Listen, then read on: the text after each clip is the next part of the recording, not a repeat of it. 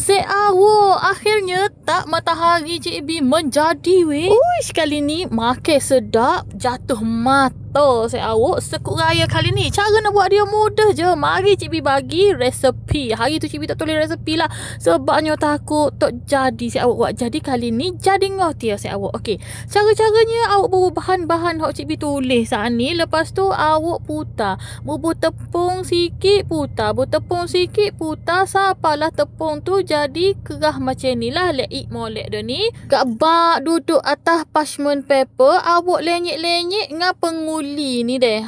Sapa dia dalam 1 cm gitu. Okey dah lah. Lepas tu kan awak terak dengan penerap ni. Jadilah bunga macam ni. Buat sapa sudah. Untuk adunan ni, anggaran awak boleh 100, 110, 120 gitu. Depends kepada awak terak dia tu 1 cm kau. Kek tebal, kek nipis ke. Okey. Kita kembali kepada dia punya inti. Cik B guna 1 sudu teh jam tak nenal bulat-bulat macam tu. Lepas tu kan awak letaklah macam tu. Okey, untuk topping dia pula Cik B jupuk 1 resepi ni. Bubur-bubur oli-oli. Lepas tu awak bubur dalam baking paper. Apa dia dah ni? Bukan baking paper. Alah, nama rima dah.